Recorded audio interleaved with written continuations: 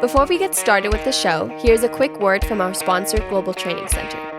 As trade compliance professionals, you want to make sure that your procedures and documentation are completed as correctly as possible to avoid any delays and possible fines. We provide a range of trade compliance courses that will fit your needs. From in-person or web training to recorded on-demand courses, we can train one or even thousands on your team through your learning platform or on our portal. We can even customize a private session for your team. Go to globaltrainingcenter.com to find out more. Hey, welcome everybody. It's Warrington Ellicott back with you from the Canadian Association of Importers and Exports with our friends at the Simply Trade podcast, brought to you by the Global Training Center.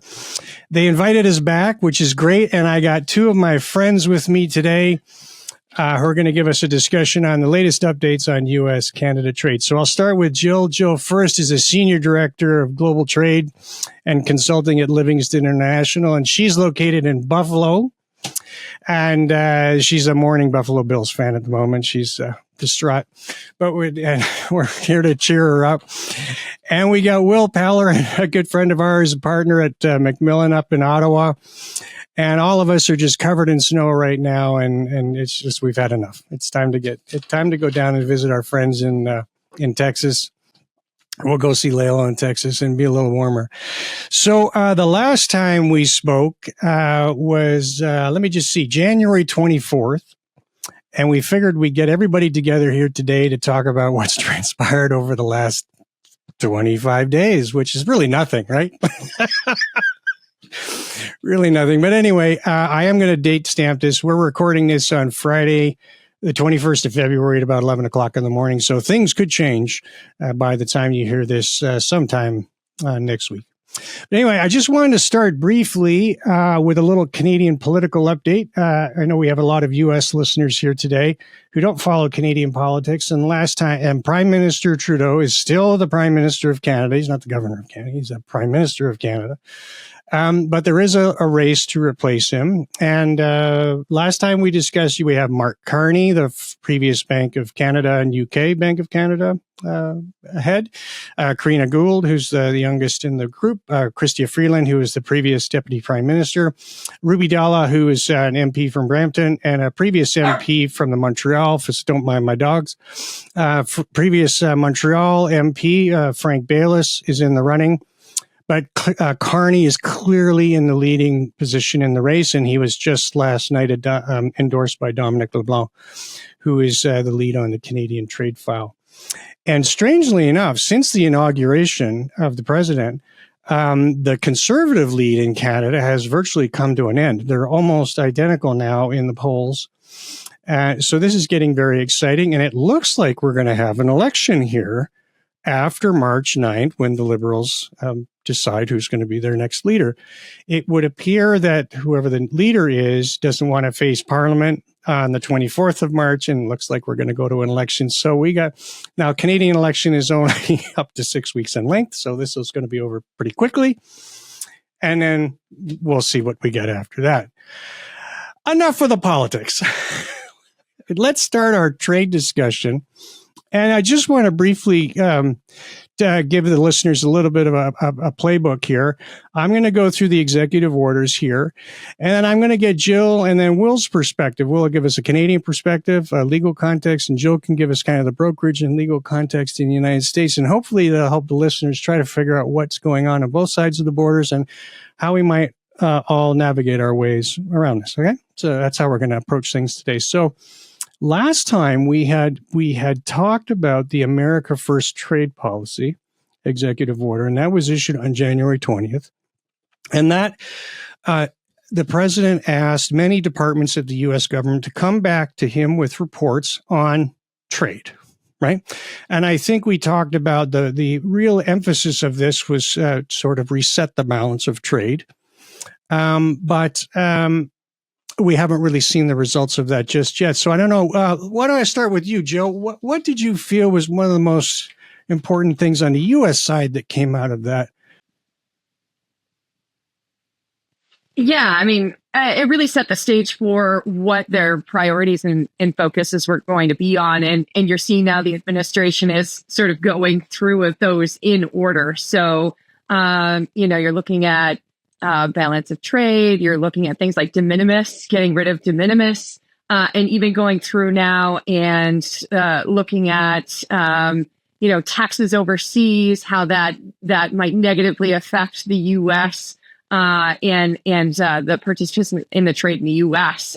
So it really was a pretty accurate roadmap of what they were going to focus on as they moved through trade, and we're seeing that go through. The focus on China, right? It was the only set of tariffs that came out through executive order that have pushed through and are currently active right now and didn't get kicked down the road. I think that we'll start seeing things on the export side as well. But originally when it came out, we're going to focus on three things. They were pretty accurate and clear on exactly what they were going to do, and they are moving through that list fairly quickly.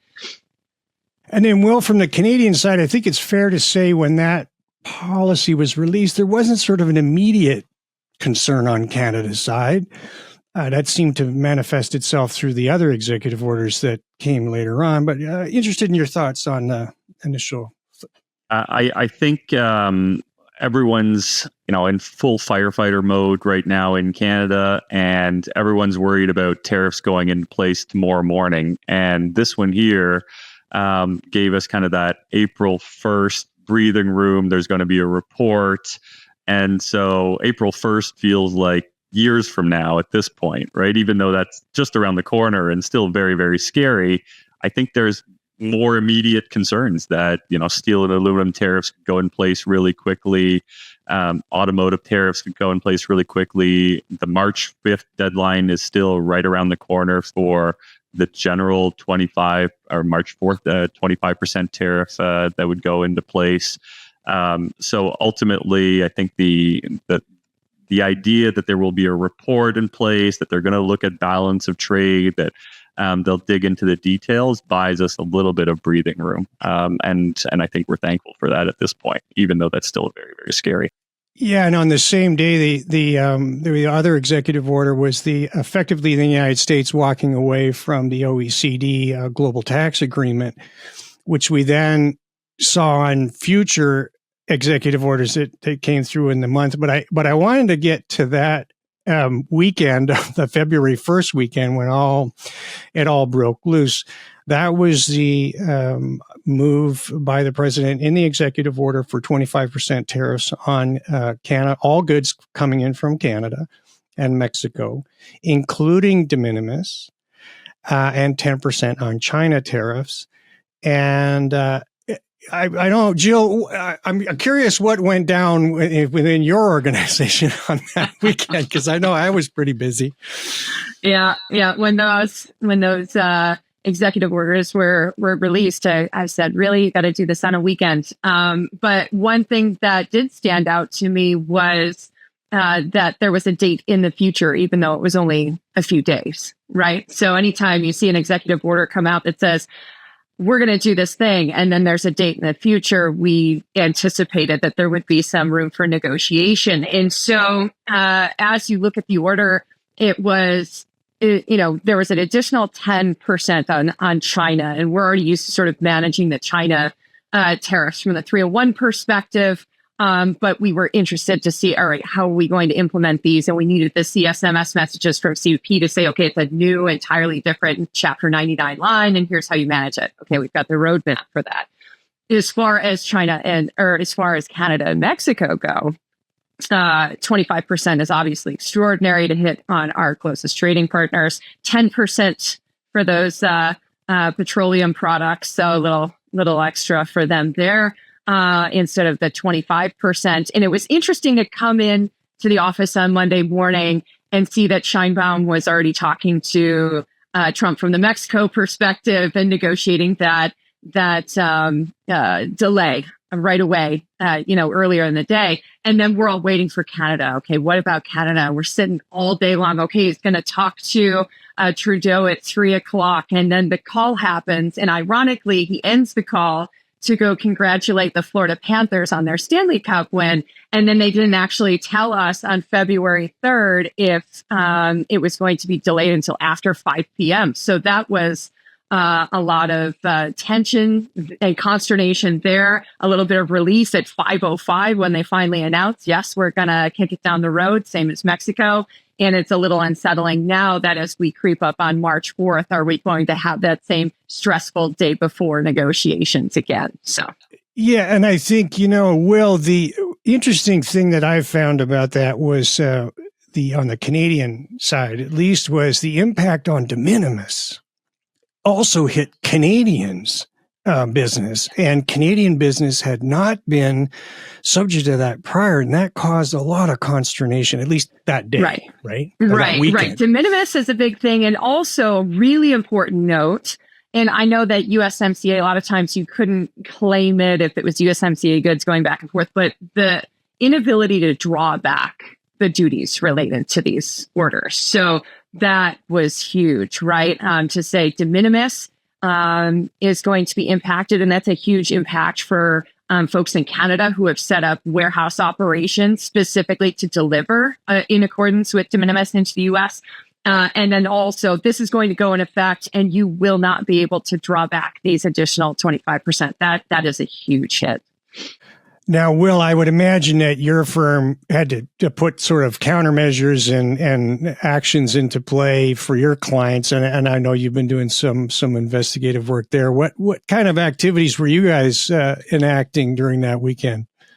Yeah, it really was an all hands on deck type situation. It was probably like 100 different clients coming out of the woodwork, some existing clients of the firm, but also just folks that had never really retained trade lawyers because they had always been shipping duty free and never really thinking about this as a true possibility. We had a client come in and say, we have about $100 million a month of exposure, and if a duty hits, and that's kind of catastrophic. They won't be able to renegotiate in time. They've already signed for the next month, for example. So trying to work through what that actually means and what we can do. But fundamentally, I think it was a massive shock to the system in the course of a weekend. We had major multinational companies, like Fortune 50 type companies, that legitimately had no idea who would even pay a tariff as between the two of them, as between their supplier or their customer and themselves, right? And they'd been trading back and forth, sometimes in their POs, referencing terms and conditions that hadn't been looked at in 25 years, right? And no one had ever bothered to look at these things. They reference them, it all works out. Everything's fine. They've never had to really litigate on this stuff. It's, the big deals are happening by email at this point. Everyone knows each other. All of a sudden, it's like, oh my goodness, we have to actually dig into these contracts and terms and conditions referenced down the way, even pulling them up. Like, where are these things? So all of a sudden you pull these up and you're doing a very basic scan of who actually has liability. What are your Incoterms under this, terms and conditions from 25 years ago? And trying to understand what other provisions in those contracts actually might modify those Incoterms. Are you selling FOB? Are you selling DDP, right? Delivered duty paid. And if you're selling delivered duty paid, how does that work? And what are the rights that exist under that contract? So some of that very basic stuff, I would say, but totally legitimate for these companies to never have thought about it, because this is Canada and the United States, right? So you can't fault them. But so we were doing a lot of catch up with some folks there. That's the kind of step one that we were doing, which is just who would even have liability for it. The next step is, once you do that, what are the other clauses? Would you or the other side try to bust out of this contract? Will you try to break it or renegotiate it? Does the force majeure clause that you have in your contract allow you, in the context of a duty, to cancel or terminate the contract? So we're reading these force majeure clauses. A lot of contracts that we reviewed had change of laws provisions that might or might not apply in the context of a tariff. If there's a tariff, are we allowed to renegotiate? Sometimes you have these renegotiation clauses that say, okay, you're allowed to renegotiate within 5 days, and if you can't reach an agreement, then you can terminate, right? So doing a lot of that kind of review. And then beyond that, I would say that was the vast majority of the flow, right? It's a 30-minute call, a little bit of a contract review, the associates on my team reviewing a number of these types of things. And then with a subset of the companies with the greatest exposure, then we get into kind of the more advanced strategies on duty mitigation, value for duty, transfer pricing, and the like. And we can dive into that later. Yeah, and it's interesting. So where we are right now in our timeline, we're still on that weekend, right? And then we come to the Monday when the markets opened and the markets basically tanked. You could see the concern amongst industry in North America, not just in the United States, but in North America broadly. And then the administration kind of walked this thing back a little bit and said that, this is not a trade war. This is a provisions on Canada and Mexico taking provisions to strengthen its border provisions. And this was more so about the fentanyl matter than it was about a trade file. And then we saw that those executive orders, like Joe was saying, extended to March 4th. And it was interesting, a trade attorney for the government of Canada yesterday reminded me that those orders are in effect, unless the president either defers or cancels or changes those orders. So I don't think the listeners should just park March 4th away in a drawer and think nothing's going to happen, because something still could happen on March 4th. And then, Jill, I think one of the lasting things that came out of that was the impact of the 10% on the goods of origin for China in the United States. And I think a lot of Canadian firms, and even Mexican firms for that matter, had their supply chains based in the United States. And they were bringing goods over from China and then dispersing them into Canada and Mexico or other markets. And in this case, they had no ability to draw that back. So now there's a scramble to try and figure out whether they can get those goods from offshore to the countries which need them the most directly, right? Do I have that? Yeah, I actually, so a lot of companies during the first Trump administration, what they had done with the 25% 301s is they had done a lot of nearshoring. And so they were assembling finished goods, particularly in Mexico. But we also saw some articles move to Canada as well, finished assembly and substantial transformation in those countries, and then ship it to the U.S. so that you would not only have the 25% 301s, but you would also get USMCA.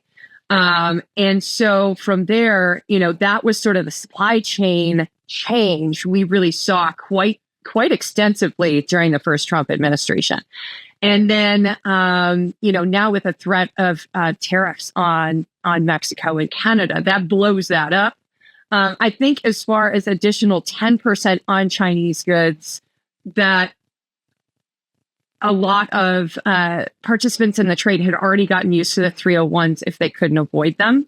And so it's the additional 10%, not that it's nothing, but it's not the same extensive impact that putting 25% on USMCA countries or CUSMA countries has in the same. It really, a lot of the mitigating investments that companies had made to avoid the 301s the first time around, extraordinary efforts to build and move plants into IMEX facilities in Mexico is completely down the drain if we move forward with the 25% tariff on the Mexico goods or Canadian goods.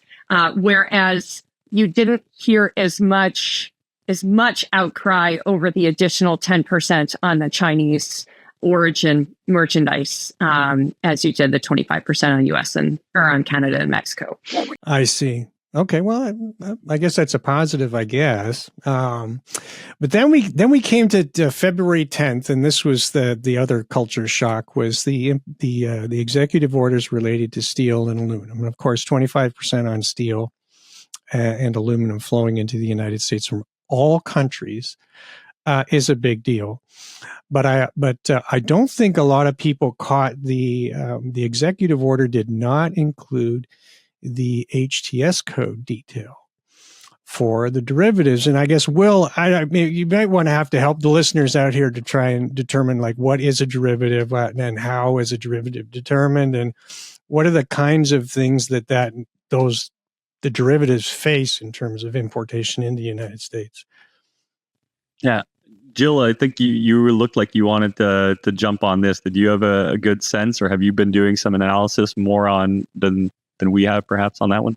Well, on the derivatives, we do have some lists of merchandise. I was just going through here to see which ones in particular. But there are hundreds of tariff classifications that I got kitchenware, hinges, casters, motor vehicle parts, some furniture, things of that. And the important point on that one is that it's the content of the steel or aluminum inside the derivative that is the point of discussion here. And so companies that have not done due diligence in terms of melt and pour, data, or bill of material data, specific bill of material data for those importations of those goods is now in a big data mess, right? Yeah. What's interesting is we had an anti-dumping order that was coming through last year, that we thought would come through last year, that actually would have required folks in this industry to do something similar. We had to come up with a whole tool to figure out how to calculate this and whatever else. And then that order did not end up going through. So that was really interesting. It was a crash course in how to do this. And so now as we look at, the steel and aluminum derivatives this time around related to Trump's tariffs, it's a very similar exercise, but it's not easy because you're looking at the value of the steel based on country of origin. You've got some articles that are in chapters 72 and 76 that will be easy because it'll be pretty much the whole thing if they come from U.S. origin product. But beyond that, it really is a complicated exercise. But what's really interesting about the executive order related to derivatives, and I've been working on this with another attorney colleague of mine at Livingston, there was a provision that stood out in that executive order that says, if customs, I'm paraphrasing here, but if customs decides that you have misclassified a derivative in order to avoid the tariffs, that they will penalize you and you cannot mitigate that, which I found really interesting. First of all, how would they determine that? And secondly, the penalty and mitigation provisions are statutory in nature. So to basically say in an executive order that you no longer have an administrative remedy is quite shocking. So beyond all of the complications with calculating what it is you're going to pay duty on with these derivatives, you also have this hanging over your head that, my classification's not in the list. But if customs decides I got it wrong and I did it on purpose, basically assigning culpability, that I have penalties that can't be mitigated, or at least the administration is saying that. So that was a very interesting provision to sneak into that executive order.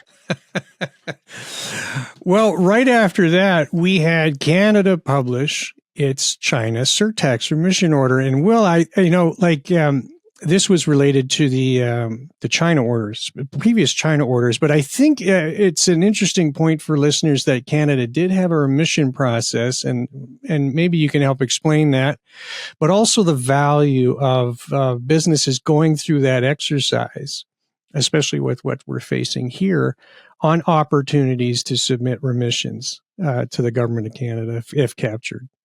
Yeah, that's absolutely right. So you get the retaliation lists, and again, going to the China surtaxes under Section 53 of our customs tariff, and what we're doing and planning with respect to the United States. Remission is a key part of the mitigation strategy and the planning for companies. So that, as we just saw with the China remission, there's a lot of products there that, in theory, based on exceptional circumstances, would not be subject to the China tariffs.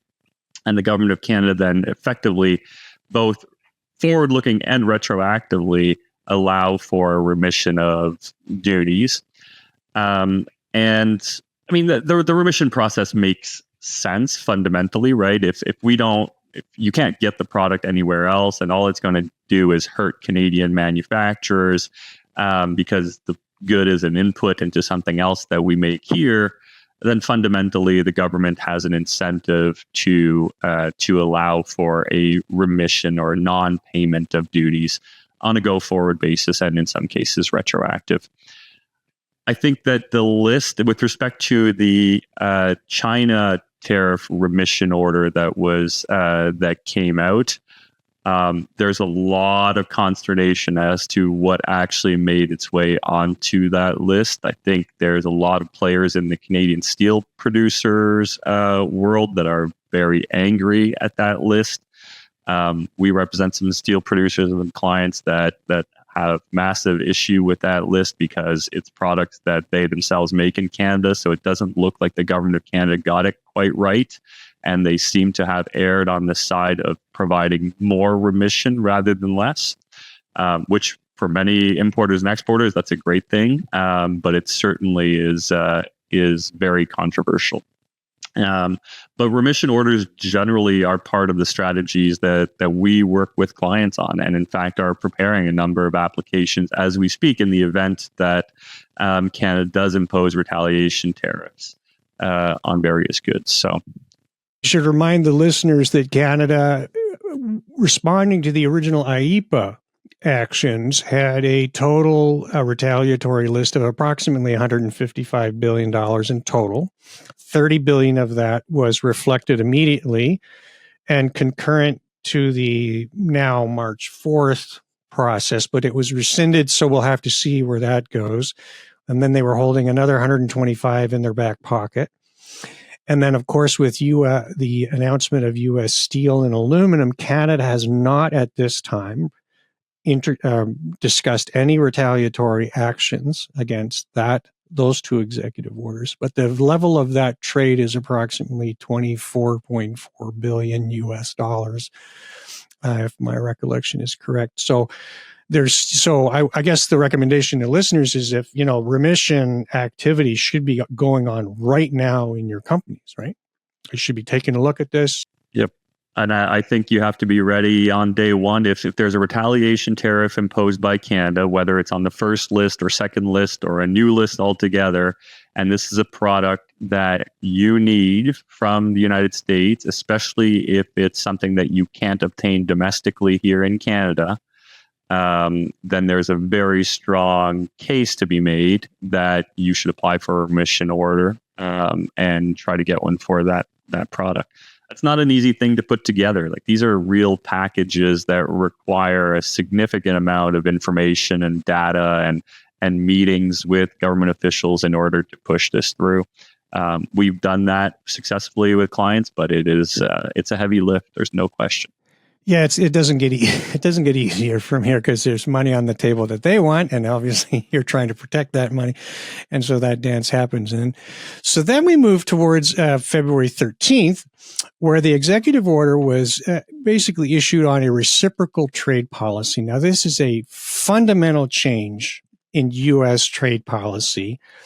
And I think we probably should, help the listeners to try to understand what does that mean? I mean, Jill, let's start with you. What's your take on this? Yeah, so it's interesting what they're doing here, but basically they're looking at both trade and non-trade, not barriers per se, but challenges that U.S. exporters have when shipping to these overseas markets, and whether or not comparatively we have the same kind of issue for foreign exporters importing into the U.S. Nobody's really sure how they're going to do this or what is going to be included. So, and whether or not that counts, right? So if we think about VAT, for example, in the EU, we don't have VAT in the U.S., but we do have sales tax. Are they the same? Is it really a hindrance if we have VAT in the EU versus sales tax in the US, and does that count? The other sort of issue we're pondering is, let's say duty rates are higher overseas. I'll just pick a random country, Germany. Let's say that duties are higher for US exporters to get their goods. It's higher in Germany than it is in the reverse for German goods to come to the US.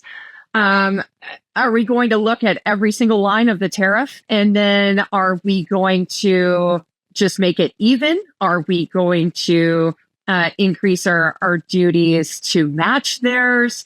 Are we going to have millions of tariff lines of data that brokers have to manage? So if you're importing a car from Germany, it's this. But if it's from Canada, it's this for the entire tariff. So a lot of the trade community is still wondering how this is going to play out, how this could even possibly be reviewed in any short-term meaningful amount of time, considering the complexity of tariffs, of non-trade related issues that may be challenges for U.S. exporters. It's an extraordinary amount of information to sift through.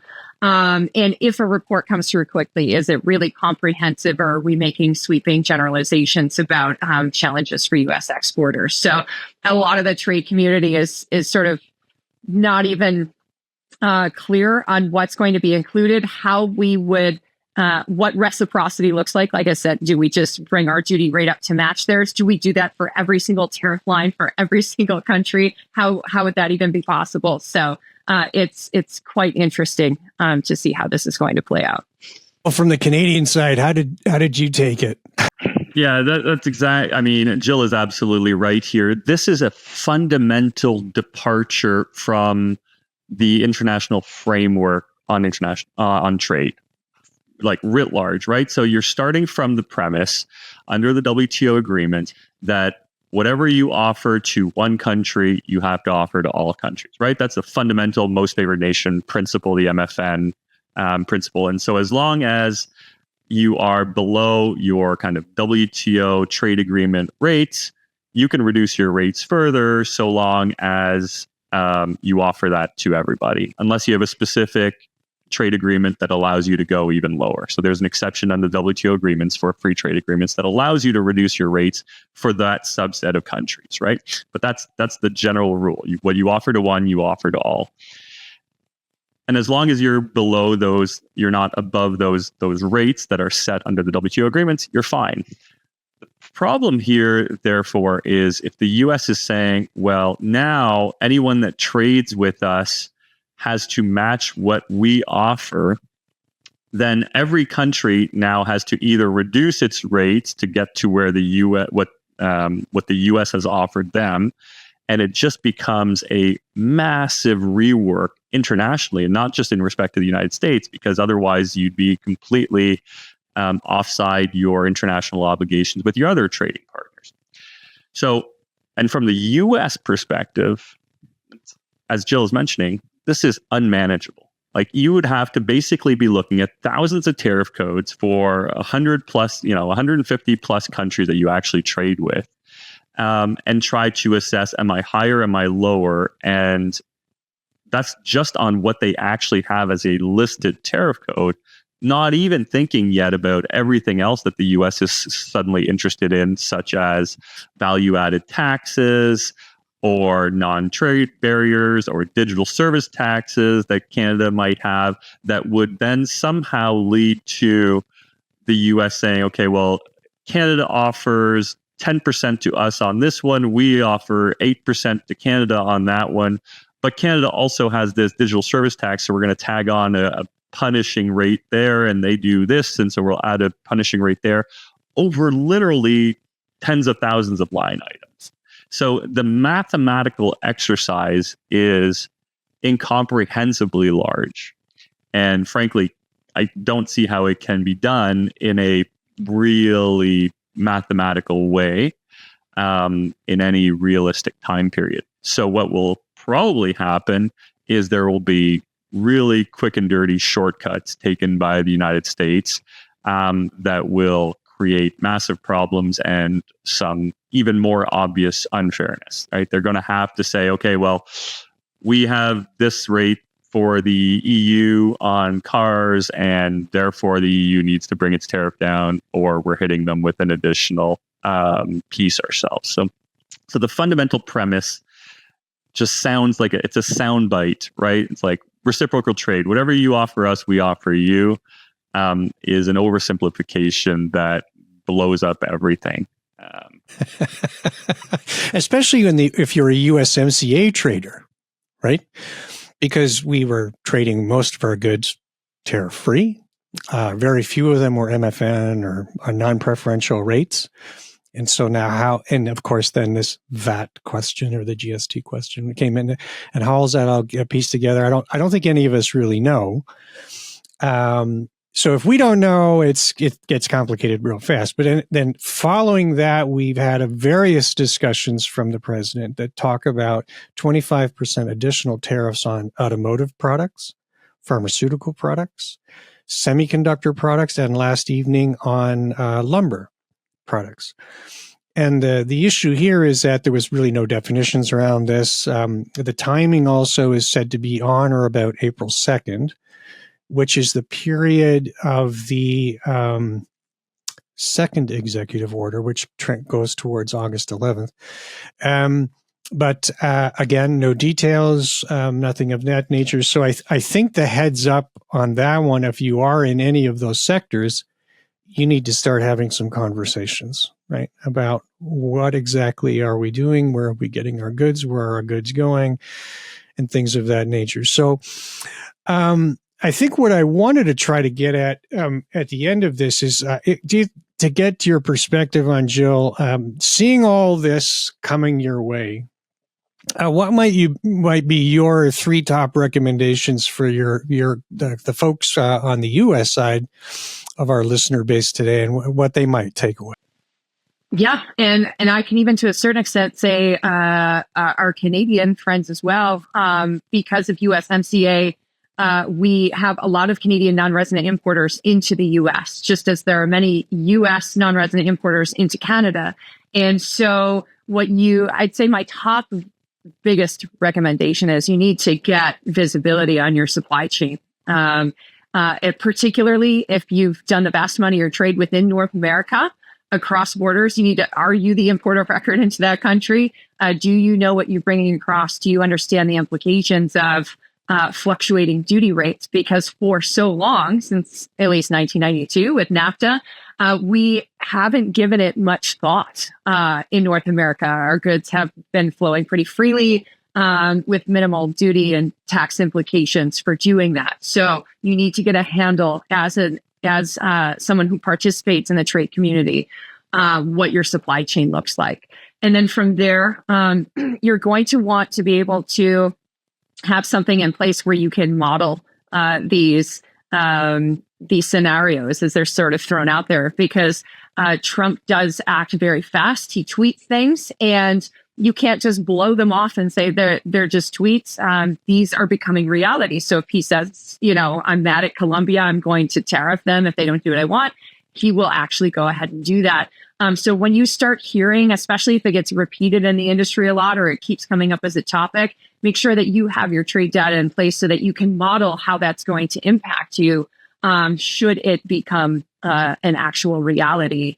And so that would really be the next step. And then finally, what I will say, just as a citizen, is that you should be participating from a political perspective as far as contacting your representatives, right? So one thing that keeps coming up is Senator Grassley and potash, trying to get potash out of the Canadian tariffs because his constituents are so highly dependent on it. Somebody saying something to him for him to go and lobby and do that you need to be active if you feel that these are headed your way, and speaking out to your representatives so that you can at least try to participate and push in the best outcome. Yeah, no, good points. Well, your perspective from the Canadian side. That's Jill really hit the nail on the head. It's really three things, right? So the first is understand and quantify your exposure, which I think Jill described really well. So it's dig up those contracts, understand how much you're shipping, where's your liability, who's the actual importer that has liability here, are there refund mechanisms between the parties or reimbursement mechanisms between the parties, what do those contracts say? And then measure that exposure. The second bit is scenario plan, right? Get ready for different levels of tariffs on different products and different goods. What does that do to your business? and to your market and to other players in that market.